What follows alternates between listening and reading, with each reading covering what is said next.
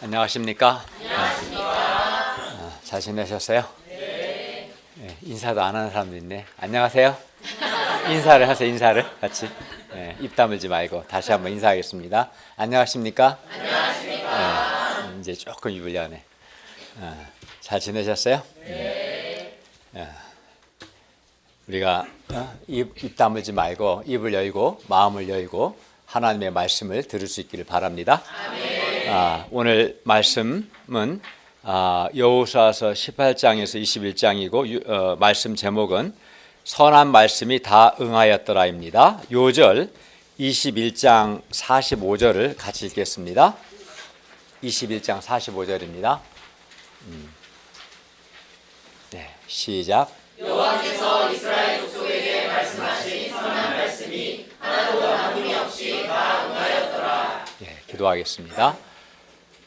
은혜로우신 주님, 오늘도 우리가 성부, 성자, 성령 삼위 하나님께 예배할 수 있도록 은혜 주셔서 감사합니다. 우리가 드리는 예배가 주님께 감사하고 주님을 찬송하며 주님을 기쁘시게 하는 예배가 되게 해 주십시오. 또 우리가 하나님의 은혜와 긍휼을 사모하는 겸손하고 간절한 마음으로 하나님을 예배하게 도와주십시오. 또 하나님께서 말씀으로 우리에게 복을 주시기를 기도합니다. 예수님의 이름으로 기도했습니다. 아멘. 우리가 오늘 이제 여호수아서 18장 말씀인데요. 지금까지 우리가 배웠던 말씀을 좀 더 다시 한번 되돌아보면 여호수아는 크게 1장에서 5장으로 하나 나눌 수가 있고 6장에서 12장, 13장에서 오늘 공부한 21장까지 이렇게 크게 세 파트로 나눌 수 있어요. 1장부터 5장은 가나안 땅 정복을 위한 준비였고 준비 핵심은 뭐냐면 그 하나님께서 가나안 땅을 주셨다는 확신을 갖게 하는 것과 갖는 것과 또 하나님의 백성으로서 정체성을 새롭게 하는 게 핵심이었고 6장부터 12장은 여리고부터 여리고 아이성을 시작해서 가나안 남부 연합군 또 가나안 북부 연합군을 쳐서 승리하는 내용들이고요. 13장부터 21장은 가나안 땅을 분배하는 내용입니다. 이렇게 크게 가나안 땅 정복 준비, 가나안 땅 정복, 땅 분배 이렇게 나눠볼 수 있어요. 조금 더 자세히 보시면 하나님은 1장에서 여호수아에게 가나안 땅을 주시겠다는 확신을 주셨습니다. 그리고 2장에서는 여리고 기생 라합의 말을 통해서 여호수아와 온 백성에게 하나님께서 가나안 땅을 이스라엘 자손에게 주셨다는 확신을 주셨습니다. 하나님께서는 3장과 4장에서도 여호와의 언약궤가 여호와의 언약궤 앞에서 요단 물이 끊어진 사건을 통해 여호와만이 살아계신 하나님이시다는 것과 가나안 땅 정복에 대한 확신을 또 주셨습니다. 그리고 이제 하나님께서 5장에서는 요단을 건넌 후에 할례를 행하고 유월절을 지킴으로써 하나님의 백성으로서의 정체성을 분명히 하도록 하셨습니다. 기억나세요? 기억나요? 안 나요? 네, 몇 달 전에 했던 건데. 그리고 6장은 이제 여리고성 정복이 나오죠. 6장부터 12장은 말씀드린 것처럼 가나안 땅을 정복한 내용입니다. 그리고 13장부터 21장은 땅 분배 내용인데 13장은 요단 동편에서 르우벤, 갓, 므낫세 반지파가 기업을 받은 내용이고 14장부터 17장 오늘 18, 19, 21장은 요단강 서편에서 이제 땅을 분배받는 내용인데 우리가 지지난 시간에 14장의 핵심 뭐예요? 갈렙이 믿음의 사람 갈렙이 헤브론을 기업으로 얻은 내용이 14장이고 우리 지난 시간 건 기억나겠죠? 지난 시간은 맨 먼저 유다 지파가 땅을 분배받는 내용이 15장이고 16, 17장에서 요셉 자손 즉 에브라임과 므낫세 반지파가 땅을 분배받은 내용이었습니다.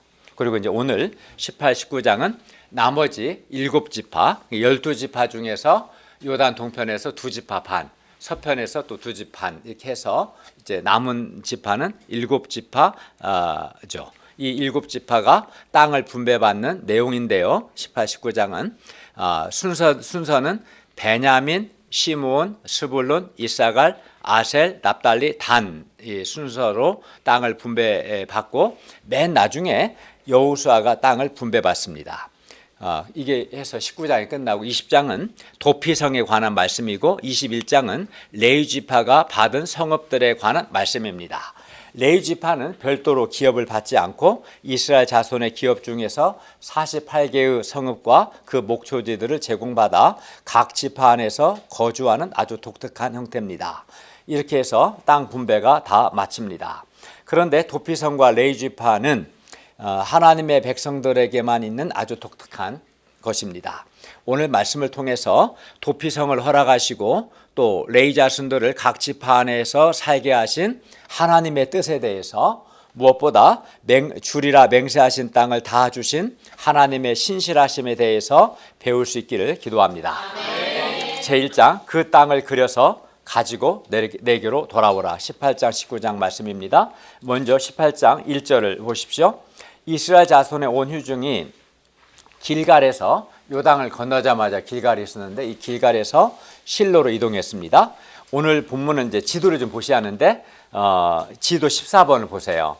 그 베냐민 바로 위에 뭐가 보여요? 실로가 보이죠? 찾아봤어요? 베냐민 지파 바로 위에가 에브라임 지파 안에 있어요. 실로는 찾았습니까? 네. 전체를 보면 어때요? 실로는 중앙에 있어요. 가나안 땅 전체 중앙에 있음을 알 수 있습니다. 예.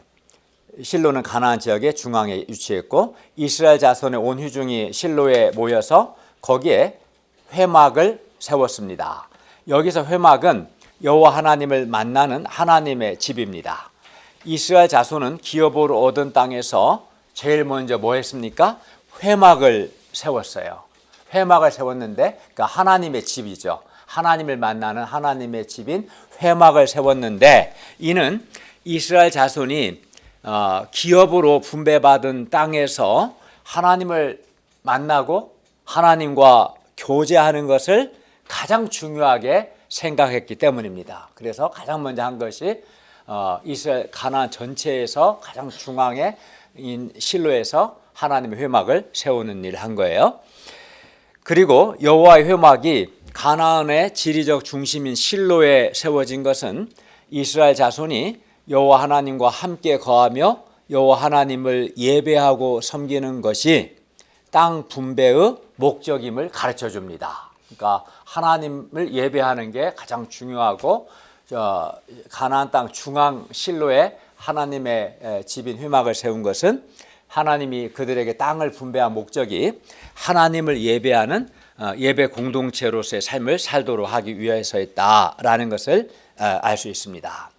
그러나 18장 2절을 보면 이스라엘 자손 중에서 그 기업의 분배를 받지 못한 지파가 아직도 7지파나 되었습니다. 그러면 그 이유가 뭡니까? 이는 7지파가 하나님께서 주신 땅을 점령하러 가기를 지체하고 있었기 때문이었습니다. 18장 3절을 보십시오. 여호수아가 그 기업을 분배받지 못한 7지파에게 말합니다. 너희가 너희 조상의 하나님 여호와께서 너희에게 주신 땅을 점령하러 가기를 어느 때까지 지체하겠느냐? 그들 앞에 놓인 땅은 여호와 하나님이 그들에게 이미 주신 땅이었습니다. 그런데도 그들은 하나님께서 주신 그 땅을 점령하러 가기를 지체하고 있었습니다.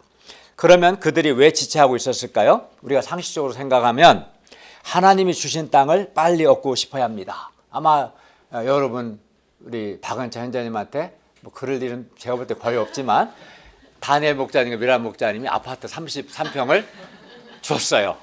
그러면 빨리 가서 확인하고 싶지 않겠어요? 네, 그렇죠. 그럴 일은 없을 것 같아, 근데. 이렇게 하나님 주신 땅을 빨리 얻고 싶어 해야 이게 상식이죠. 하루라도 빨리 하나님이 주신 땅으로 가서 그 땅이 어떻게 생겼는지 보고 싶어 해야 합니다. 그러나 그들은 그렇게 하지 않고 지체하고 있었습니다. 그들은 하나님께서 주신 그 땅을 적극적으로 점령하여서 얻고자 하기보다는 여호수아가 점령하여 줄 때까지 기다리고 있었습니다. 이런 그들은 아주 의존적이었고 게을렀습니다. 남이 해주기를 바라는 의존적이었고 게을렀어요. 그리고 남아있는 가난한 사람들을 쫓아내는 것을 부담스러워했습니다. 그래야 여호수아는 이런 일곱 지파에게 구체적인 방향을 줍니다. 그것이 뭡니까? 18장 4절부터 6절입니다. 일곱 지파는 가만히 앉아서 땅이 주어지기만을 기다려서는 안 됩니다. 자기들이 얻을 땅을 두루 다니며 살피고 그 땅을 그려야 합니다. 그리고 그 땅을 일곱 부분으로 그려서, 왜냐하면 일곱 지파가 아직 분배받지 못했기 때문에 일곱 부분으로 그려서 그 그림을 여호수아에게 가지고 와야 합니다. 그리하면 여호수아가 하나님 앞에서 제비를 뽑아 각 지파에게 땅을 분배할 것입니다. 아마 일곱 지파를 적당하게 나눴던 것 같아요. 우리가 면적만 보면 차이가 나지만 뭐 쓸모 있는 땅 뭐 여러 가지를 고려해서 나눴던 것 같아요. 그들이 그 땅을 두루 다니며 그리면 그 땅의 구체적인 모습이 보일 겁니다. 그리고 땅의 모습이 아주 구체적으로 그려지면 땅을 얻고자 하는 소원도 구체적이 되고 분명해집니다. 땅을 얻고자 하는 열망도 커질 수 있습니다. 18장 7절을 보십시오. 그러나 레위 사람은 보내지 않습니다. 왜냐하면 레위 사람들에게는 분깃이 없기 때문입니다. 레위 사람들에게는 여호와의 제사장 직분이 그들의 기업이었습니다. 레위 사람들은 모든 지파들 속으로 12지파 속으로 다 흩어져서 각 지파들의 신앙을 돕습니다. 그리고 갓과 르우벤과 므낫세 반지파는 13장에서 우리 본 것처럼 한번 지도 한번 보실래요? 요단 동쪽에서 지도 14를 보시면 그 맨 밑에 르우벤 있고 위에 갓 있고 동쪽 므낫세 써 있죠. 이 세 지파는 두 지파 반은 요단 저편 동쪽에서 이미 기업을 받았습니다. 그러므로 분깃이 없는 레위 지파와 또 요단 동쪽 이미 땅을 분배받은 그 유다, 에브라임, 므낫세 반지파를 제외하고 일곱 지파만 땅을 분배받으면 되죠. 그죠? 네. 그러므로 18장 8절을 보십시오. 레위 지파를 제외한 다른 일곱 지파들은 땅을 그리러 현장으로 이제 나갑니다. 여호수아는 그 땅을 그리러 가는 각 지파에 3명씩 모아서 21명을 보내는데 땅을 그리러 가는 사람들에게 말합니다. 18장 8절 하반절 가서부터 한번 읽어볼까요? 시작. 가서 그 땅으로 두루 다니며 그것을 그려가지고 내게로 돌아오라. 내가 여기 실로의 여호와 앞에서 너희를 위하여 제비를 뽑으려 하니. 두루 다니며. 게으른 사람들은 두루 다니지 않습니다. 그냥 가까이 있는 곳만 대충 보고 올 수 있습니다. 그러나 여호수아는 일곱 지파가 여호수아의 방향을 마음으로부터 순종해서 그 땅에 두루 다니며 그 땅을 일곱 부분으로 그려서 가지고 오기를 원합니다. 일곱 지파가 게으름과 소원 없음을 회개하고 하나님께서 주신 땅에 대해서 적극적이 되고 개척 정신을 가지기를 원합니다. 일곱 지파는 여호수아의 방향을 마음으로 순종했습니다. 18장 9절을 보십시오. 그 사람들이 가서 그 땅으로 두루 다니며 성읍들을 따라서 일곱 부분으로 책에 그려서 실로 진영에 돌아와 여호수아에게 나아왔습니다. 다시 지도 14를 보시면 어때요? 보이죠? 그러니까 이게 이제 그림을 그려서 온 거죠. 시므온 맨 밑에 유다는 이미 받았고 단, 베냐민, 에브라임은 이미 받았죠. 위에 이사갈, 스불론, 아셀, 납달리, 단 이렇게 그림을 그려왔습니다. 18장, 19장에 각 지파가 분배받은 기업을 보면은 지파의 경계와 그 땅의 지명들이 매우 구체적이고 아주 자세하게 책에 그려졌습니다. 오늘 18장 11절부터 보면 여러 지명들이 많이 나오죠. 그러니까 각 지파와 지파 사이에 일단 경계가 설정이 돼야 하잖아요. 경계와 그 경계 안에 있는 여러 지명들이 아주 구체적으로 그려졌습니다. 18장 10절을 보십시오. 여호수아가 그들을 위하여 실로 여호와 앞에서 제비를 뽑고 그가 거기서 이스라엘 자손의 분파대로 그 땅을 분배했습니다. 이제 다시 지도를 보십시오. 18장 11절부터 28절은 베냐민 자손의 기업이 그냥 눈으로 확인해 보세요. 유다 위에 있는 베냐민 자손의 기업의 내용이 18장 11에서 28절이고요. 19장 1절부터 9절은 시므온 자손의 기업이 시므온 자손은 유다 지파 안에서 기업을 받아요. 그리고 다음으로 19장 10에서 16절은 스불론 자손의 기업, 스불론 좀 위쪽에 있죠. 그리고 19장 17절에서 23절은 이사갈 자손 그리고 기업이고 19장 24에 31절은 아셀 자손의 기업, 19장 32에 37절은 납달리 자손의 기업, 19장 40에서 48절은 단자손. 단자손은 사실 베냐민 왼쪽에 있는 게 원래 여기서 받았는데 나중에 가나안 사람 쫓아내지 못하고 쫓겨서 위로 올라가게 되거든요. 어쨌든 분배받은 땅은 베냐민 왼쪽입니다. 단이. 이제 19장 이렇게 해서 이제 7지파가 땅을 분배하던 거예요. 19장 49, 50절을 보십시오. 이제 지도는 안 보셔도 이따 한번 볼 수 있구나. 19장 49, 50절을 보십시오. 이스라엘 자손이 그들의 경계를 따라서 기업의 땅 나누기를 마치고 자기들 중에서 눈의 아들 여호수아에게 기업을 주었으니 곧 여호와의 명령대로 여호수아가 요구한 성읍 에브라임 산지 딥나 세레를 주었습니다. 그리고 여호수아가 그 성읍을 건설하고 거기 거주했습니다. 이에 땅 나누는 일이 마쳤습니다.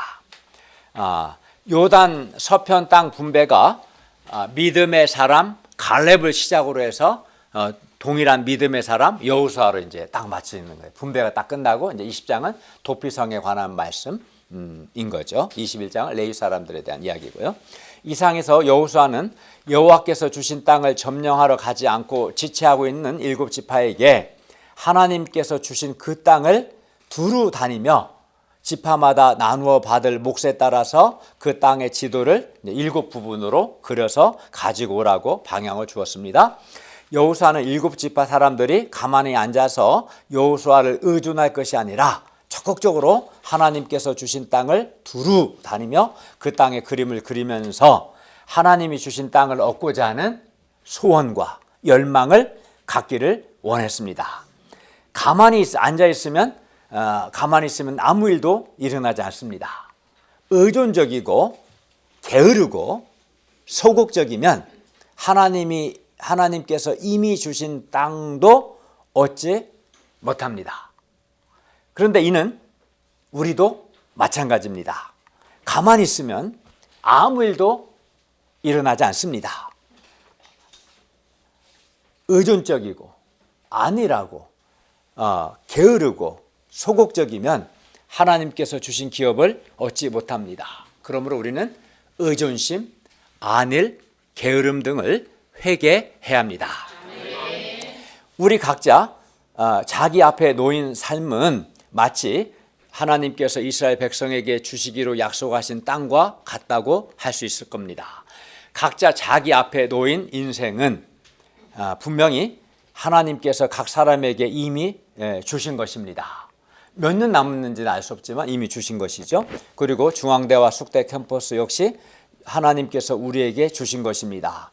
따라서 우리는 가만히 있지 말고 자기 인생에 대해서 그림을 그려봐야 합니다. 내가 앞으로 무엇을 할 것인지, 내가 어떤 인생을 살 것인지 자신의 인생의 그림을 한번 그려봐야 합니다. 그리고 그 그림을 하나님께로 가져와야 합니다. 이렇게 각자가 자기 인생에 대해서 그림을 그려보면 자신의 삶에 대한 열망이 커지고 이제 그 그림에 따라서 구체적인 준비도 하려고 할 것입니다. 그러면 살아계신 하나님께서 그 사람을 도와주시고 선하게 인도하실 것입니다. 저는 말씀의 봉사자로서 끊임없이 그림을 그렸고 하나님께 기도했습니다. 요즘 제가 그리고 있는 그림은 여호수아서 말씀을 잘 섬기고 이후 마태복음 또 그 외에 이제 데살로니가 전후서 말씀 연구, 베드로후서 말씀 연구, 민수기 신명기 말씀 연구, 잠언역 전도서 말씀 연구의 그림을 그리고 또 준비를 하려고 하고 있고 또 선교사들 교육도 마찬가지예요. 자기 인생에 대해서 내가 무엇을 할 것인지, 어떤 인생을 살 것인지 그림을 그리고 그 그림에 따라서 준비가 이루어지겠죠. 그리고 하나님께 가져와서 하나님의 도움을 구할 때 하나님께서 그 사람을 도와주시고 선하게 인도하실 것입니다.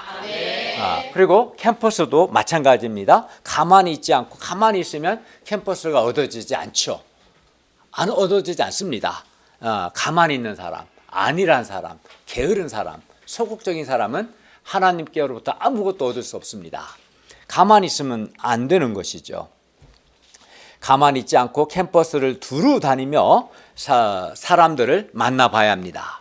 그래야 사람들을 이해하게 되고 또 캠퍼스의 구체적인 기도 제목을 찾게 되고 캠퍼스 개척을 위해서 기도하게 됩니다. 그리고 이때 우리는 살아계신 하나님의 도우심과 하나님의 인도하심을 받게 되고 또 캠퍼스에서는 소원 있는 학생들을 얻게 될 것입니다. 우리가 가만히 앉아서 누가 자기 인생과 캠퍼스를 개척해 주기만을 바라고, 되게 의존적인 사람이죠. 바라고 아니라고 게으를 것이 아니라 두루 다니며 자신의 인생에 대해서도 또 캠퍼스에 대해서도 구체적으로 그림을 그려보고 그것을 하나님께로 가져가고 그리고 구체적인 준비와 행동을 할 수 있기를 바랍니다. 아멘. 그리하여 살아계신 하나님의 도우심과 하나님의 선한 인도하심을 받아 자신의 인생과 캠퍼스에서 하나님께서 주신 기업을 얻을 수 있기를 기도합니다. 아멘. 제2장 도피성 20장 말씀입니다. 7지파에 대한 땅 분배가 끝나자 여호와께서는 여호수아에게 도피성에 대해서 말씀하셨습니다. 20장 1절부터 3절입니다. 여호와께서는 모세에게 도피성에 대해서 이미 말씀하셨는데 여호수아에게 그 도피성을 이제 정해 두라고 말씀합니다. 정하라고, 어디 정하라고 말씀하십니다. 여기서 도피성이란 피난처 또는 망명지라는 뜻입니다. 도피성은 고의가 아닌 부지 중에 실수로 사람을 죽인 사람이 피해 보복자를 피해 도망하는 성입니다. 고의적으로 사람을 죽인 살인자는 죽음으로 그 죄값을 치러야 합니다. 하지만 부지 중에, 즉 자기도 모르는 사이에 실수로 사람을 죽이면 도피성으로 피하도록 했습니다. 왜냐하면 피해 보복자 때문입니다.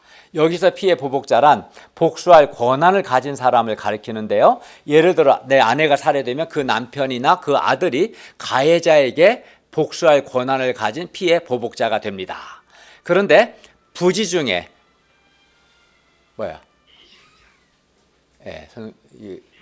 끄세요, 교수님. 그렇게 키는 건 실례입니다. 빨리 끄세요.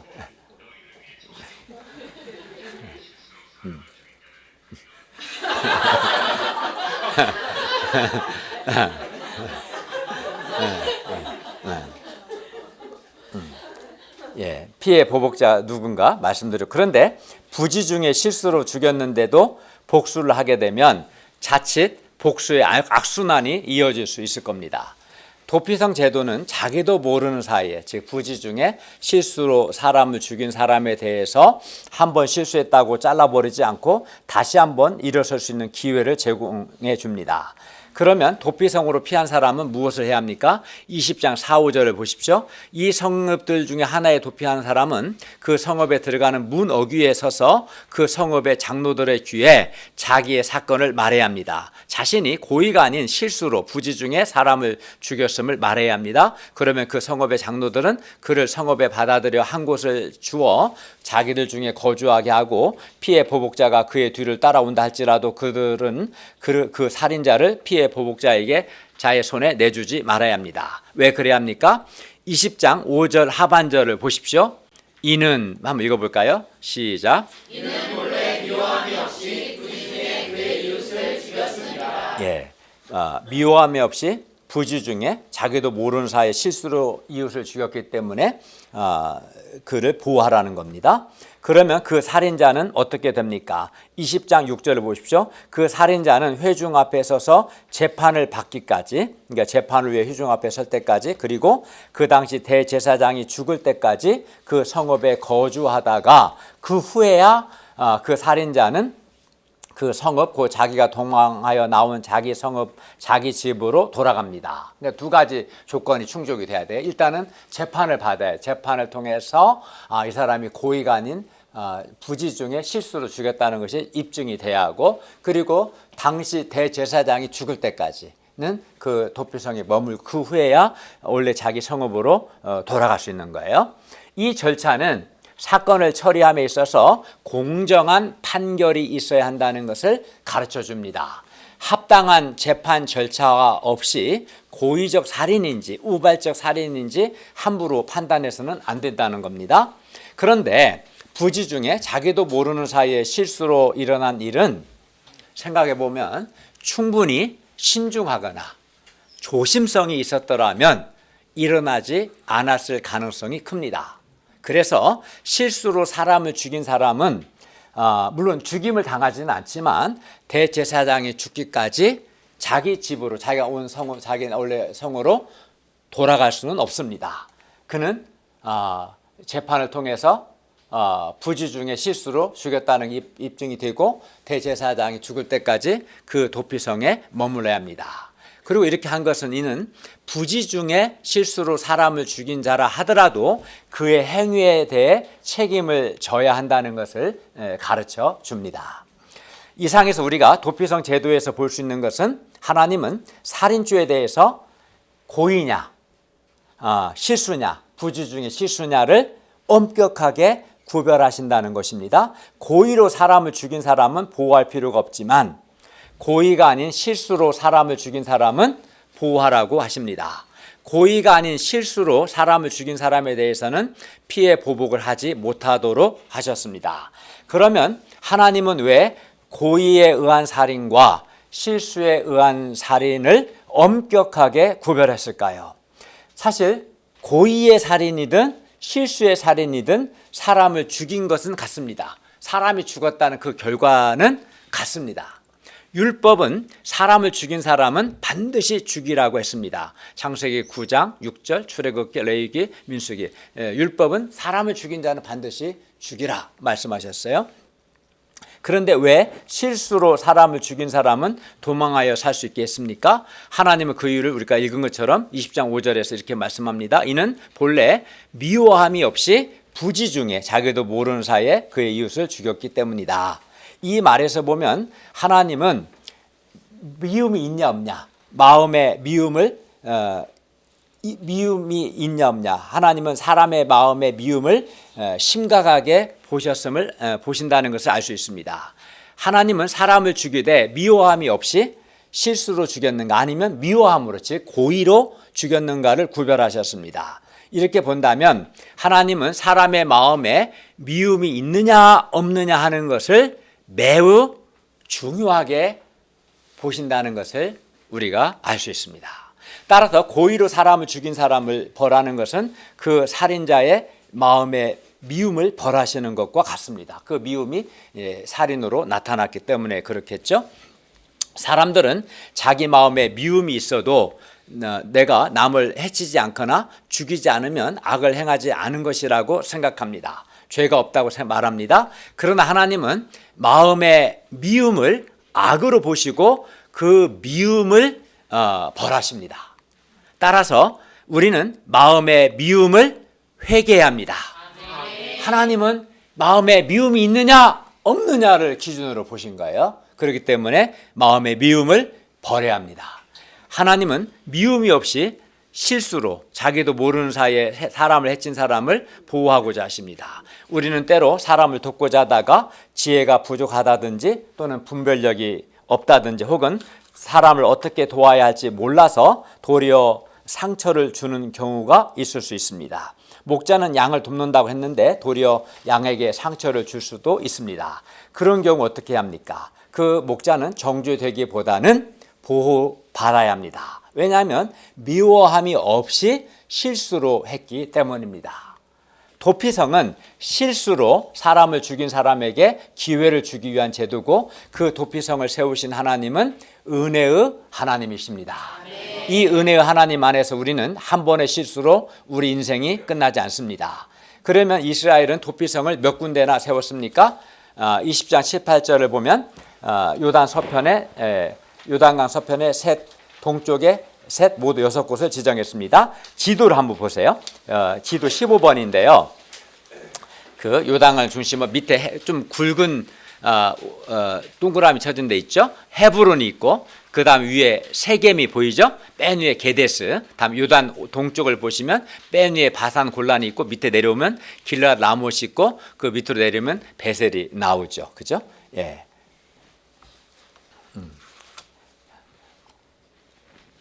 그리고 이렇게 하신 것은 누구나 가장 가까운 자기가 살고 있는 곳에서 가장 가까운 도피성으로 피할 수 있도록 하기 위해서입니다. 그리고 이 도피성 제도는 이스라엘 모든 자손뿐만 아니라 그들 중에 거류하는 거류민에게도 해당됩니다. 도피성은 처음부터 온 세상 만민을 위해서 마련되었습니다. 하나님은 사람이 치명적인 실수를 했을지라도 다시 한번 새 삶을 살 수 있는 기회를 주시는 은혜로운 하나님이십니다. 그러면 오늘 우리가 피해야 할 도피성은 어디입니까? 물론 예수 그리스도이십니다. 예수 그리스도는 누구에게나 가장 가까이 계십니다. 예수 그리스도는 누구에게나 열려 있습니다. 그런데 구약의 도피성과는 비교할 수 없는 한 가지가 더 있어요. 구약의 도피성은 부지 중에 실수한 사람만 갈 수 있습니다. 하지만 예수님께서는 도피성 되신 예수님께는 고의적으로 죄를 지은 사람도 갈 수 있습니다. 비난받고 정죄받을 행동을 실수를 하게 되면 실수를 해도 마음이 힘들죠. 근데 고의적으로 내가 비난받고 정죄받을 행동을 했다면 그 고의적으로 죄를 지었다면 그 마음이 얼마나 힘들겠습니까? 악을 행할 때, 죄를 지었을 때 그 마음의 죄의식과 정죄감이 얼마나 심하겠습니까? 물론 사람들 중에는 양심이 마비되어서 죄를 짓고도 죄의식을 느끼지 못하는 사람이 있습니다. 양심이 마비된 사람입니다. 이런 사람은. 그러나 우리 주위에는 죄를 짓고 죄의식과 정죄감 때문에 고통하는 사람이 훨씬 더 많습니다. 그리고 죄를 용서받을 길이 없고 다시 시작할 수 있는 기회가 없을 때 사람은 깊은 절망에 빠집니다. 한 번의 잘못 때문에 그 사람의 인생이 끝나버리는 것처럼 정말 슬프고 절망적이고 비참한 일은 없을 겁니다. 반면 잘못을 저질렀을지라도 심지어 고의로 잘못을 저질렀을지라도 자기 잘못과 죄를 용서받고 다시 시작할 수 있는 것처럼 기쁜 일도 없을 겁니다. 그런데 하나님께서는 고의로 잘못했을지라도 잘못한 자들을 용서하시고 다시 일어설 수 있는 기회를 주십니다. 그 기회가 바로 예수님이십니다. 그 점에서 예수님은 우리의 도피성입니다. 무슨 뜻입니까? 잘못하면 도피성 되신 예수님께로 도망쳐야 한다는 겁니다. 즉 예수님을 영접하고 회개해야 한다는 겁니다.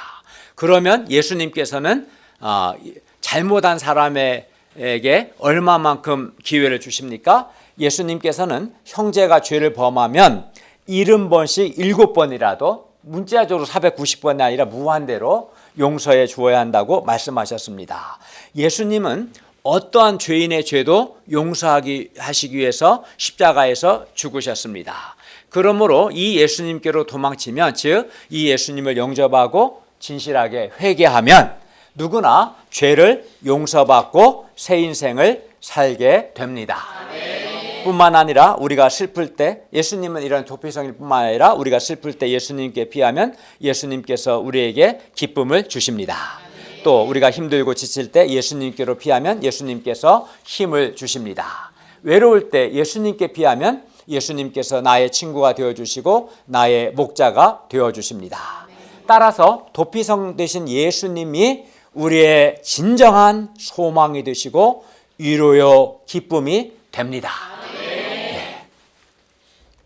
예수님은 누구에게나 다시 일어설 기회를 주십니다. 그러므로 우리가 범죄했을 때 우리의 도피성 되신 예수님께로 피함으로 우리의 인생이 죄와 멸망으로 끝나지 않고 죄를 용서받고 예수님 안에서 새 삶을 살 수 있기를 기도합니다.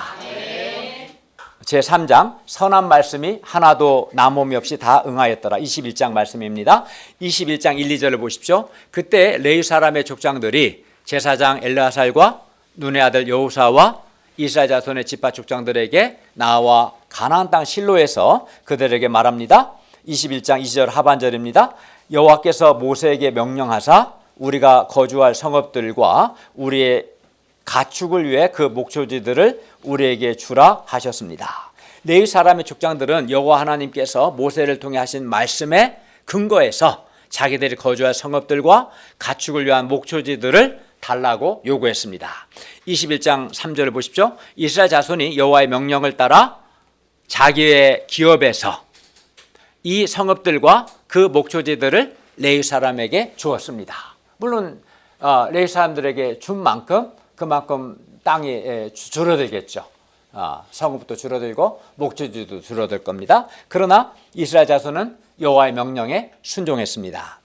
21장 4절부터 42절은 이스라엘 자손의 기업 중에서 레위 사람들이 받은 성읍의 명단입니다. 21장 41, 42절을 보십시오.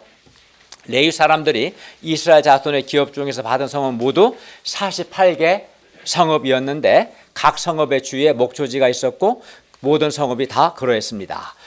하나님께서는 이렇게 하나님을 섬기는 레위 사람들의 물질적인 생활을 책임지셨습니다. 그리고 하나님께서 각 지파의 기업 안에서 레위 사람들이 거주할 성읍들을 얻게 하신 것은 48개 성읍으로 이스라엘 전역으로 다 흩어지게 하신 것은 레위 사람들로 하여금 각 지파들을 신앙적으로 돕도록 하기 위해서였습니다. 이스라엘 자손은 레위 사람의 물질적 생활을 책임지고 레위 사람은 이스라엘 자손의 영적인 생활을 책임져야 합니다. 이는 가나안 땅에서 이스라엘이 여호와 하나님만을 예배하고 하나님을 섬기는 예배 공동체임을 가르쳐 줍니다. 예배를 드리려면 하나님의 집인 성막이 있어야 하고 그 예배를 섬기고 백성들을 가르칠 사람이 있어야지. 그 사람들이 레위 자손들이었던 거예요.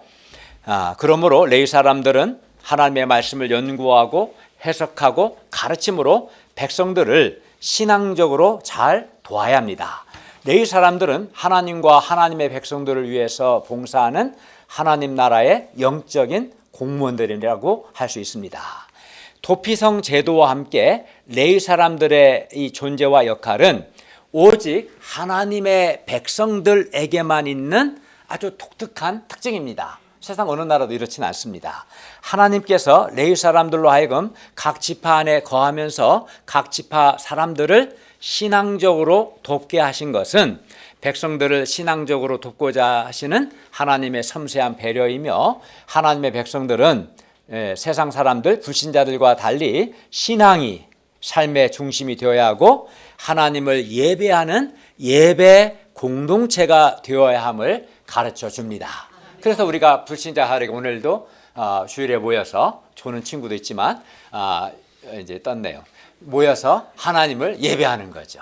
하나님이 땅을 분배한 목적도 하나님을 예배하도록 분배하신 거고 가나안 땅 중심 실로에 회막을 세운 것도 하나님을 예배하고 섬기도록 또 레위 지파를 구별해서 각 지파로 보내서 백성들을 돕게 하신 것도 그들의 신앙을 위해서 하나님을 예배하는 예배 공동체로서 살도록 하신 뜻이 있는 겁니다. 그러므로 우리가 하나님을 예배하는 예배 공동체가 되고 오늘날 레위 사람들이 할 수 있는 하나님의 종들의 신앙적인 도움을 잘 받을 수 있기를 기도합니다. 그리하여 우리의 신앙이 바르고 건강할 뿐만 아니라 그리하여 하나님의 복을 받고 하나님께 귀하게 쓰임 받을 수 있기를 기도합니다. 레위 지파의 성읍 분배가 끝나면서 모든 백성의 땅 분배가 끝났습니다. 13장부터 21장까지의 땅 분배가 끝난 겁니다. 그러면 여기에 어떤 뜻이 있습니까? 21장 43, 44절을 다 같이 읽겠습니다. 시작.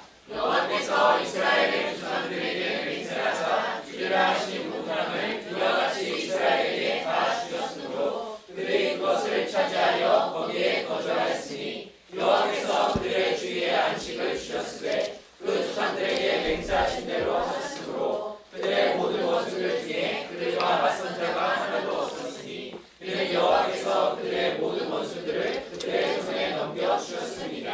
감사합니다. 여호와 하나님께서 약 700년 전 BC 2091년 이때가 언제냐면 아브라함이 75세가 되던 해가 BC 2091년인데 이때 하나님께서 아브라함에게 가나안 땅을 주시겠다 약속하셨습니다. 그래서 창세기 12장 7절은 이렇게 말씀합니다. 여호와께서 아브라함에게 나타나시되 내가 이 땅을 너의 자손에게 주리라 이렇게 말씀하셨어요. 그리고 이 약속은 그러나 이 약속은 아브라함 당대에 이루어지지 않았습니다. 하지만 아브라함은 하나님의 약속을 믿고 믿음으로 살았습니다. 그리고 하나님이 아브라함에 하신 이 약속은 그의 아들 이삭, 손자 야곱 등 그의 후손에게 계속되었습니다. 물론 여호수아도 하나님이 아브라함에 하신 이 약속을 받았고 믿었습니다. 여호수아 1장 6절 이렇게 말씀합니다. 강하고 담대하라. 너는 내가 그들의 조상에게 맹세하여 그들에게 주리 한 땅을 이 백성에게 차지하게 하리라. 그리고 이 하나님의 약속이 마침내 이제 오늘 이루어진 겁니다.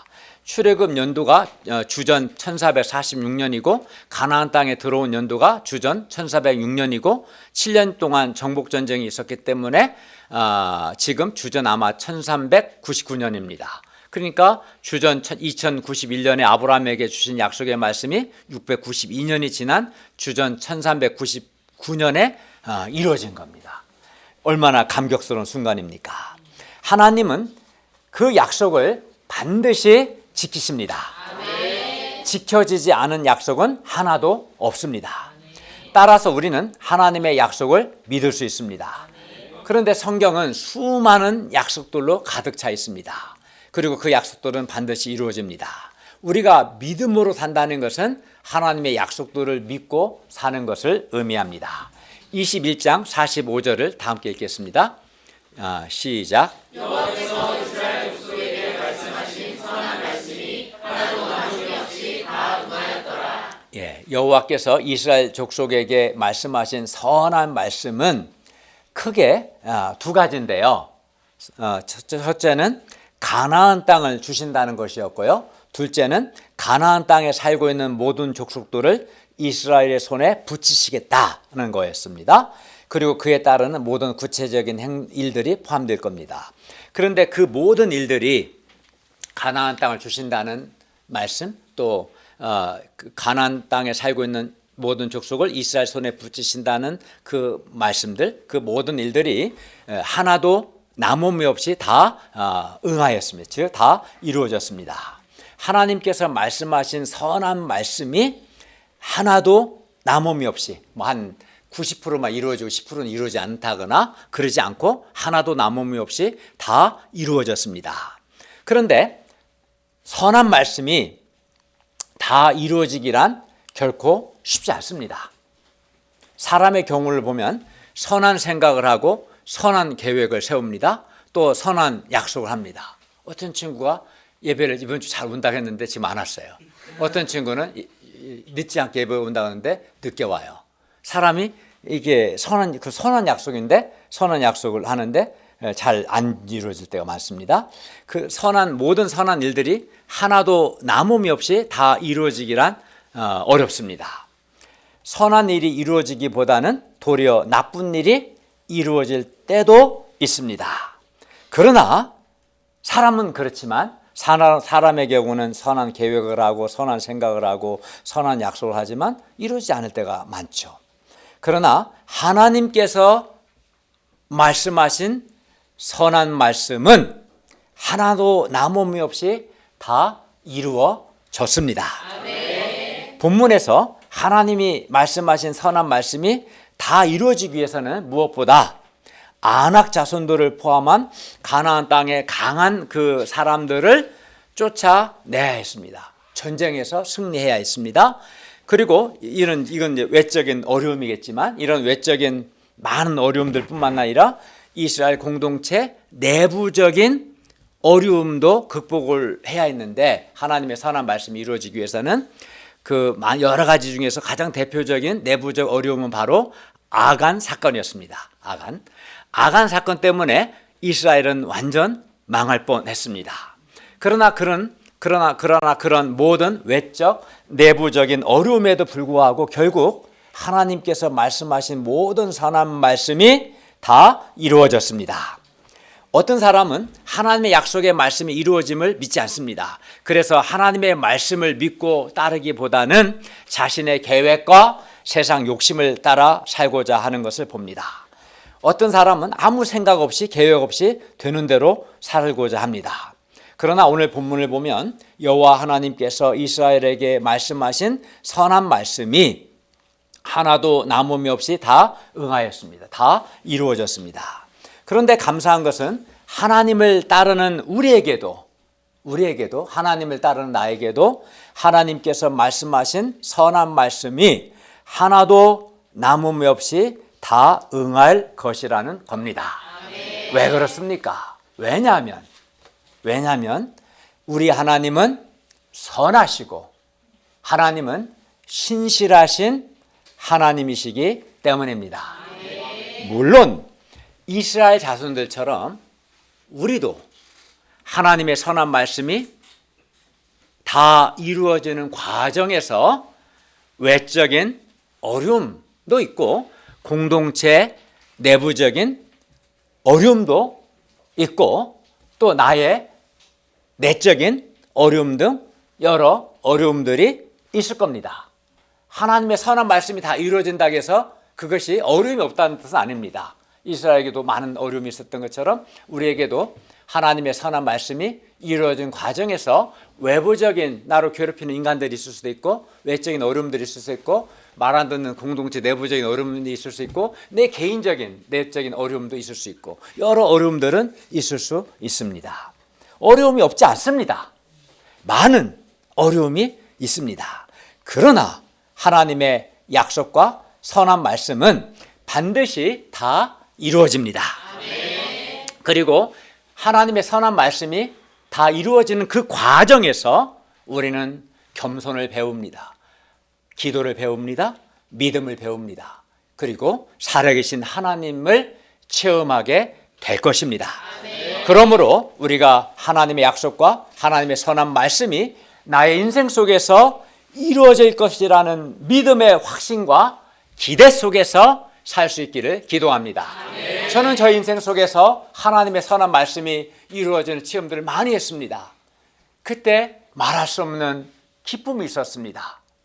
물론 그 과정에 외적, 내적 어려움들이 있지만 그 어려움들을 극복하고 결국 하나님의 선한 말씀이 이루어질 때 말할 수 없는 기쁨과 행복이 있고 그 과정에서 겸손을 배우고 기도를 배우고 믿음을 배웠습니다. 하나님의 선한 말씀은 반드시 다 이루어진다는 것을 확신을 가지고 그 기대 속에서 살 수 있기를 바랍니다. 아멘. 결론입니다. 우리가 가만히 있지 않고 두루 다니며 우리의 인생과 캠퍼스에 대한 그림을 그리고 그것을 하나님께로 가져가고 적극적으로 준비하고 행동할 수 있기를 바랍니다. 그리하여 하나님의 도우심과 선한 인도하심을 받아서 하나님께서 우리 각 사람에게 주신 기업을 얻을 수 있기를 기도합니다. 그리고 도피성 예수님 안에서 우리가 실수와 실패, 잘못을 용서받고 새 삶을 살 수 있기를 바랍니다. 우리가 하나님의 종들의 신앙적인 도움을 잘 받아서 하나님을 예배하는 예배 공동체가 되고 바르고 건강한 신자가 되기를 기도합니다. 무엇보다 약속하신 것을 다 이루시고 선한 말씀이 하나도 남음이 없이 다 응하게 하실 신실하신 하나님을 믿고 믿음으로 살 수 있기를 기도합니다. 그리하여 우리의 인생 속에서 나 인생 속에서 하나님의 약속들과 하나님의 선한 말씀들이 다 이루어지는 것을 체험하는 기쁨과 감격이 있기를 바랍니다. 기도하겠습니다. 은혜로우신 주님, 오늘 말씀을 통해서 우리가 가만히 있지 않고 두루 다니며 우리 인생과 캠퍼스에 대해서 그림을 그려보고 또 하나님께 가져갈 때 하나님의 도우심을 받아 하나님 주신 기업을 얻을 수 있음을 가르쳐 주셔서 감사하고 무엇보다 도피성 되신 예수님께로 가서 우리의 죄를 회개할 때 용서받고 새 삶을 살 수 있음을 감사합니다. 또 하나님의 선한 말씀이 반드시 다 이루어진다는 것을 확신하고 많은 그 과정에서 어려움들이 있지만 낙심하거나 회의에 빠지지 않고 그 과정에서 기도를 배우고 겸손을 배우고 믿음을 배우고 하나님의 선한 말씀이 다 이루어지는 것을 체험하는 기쁨과 감격이 있게 해주시기를 기도합니다. 예수님의 이름으로 기도하였습니다. 아멘.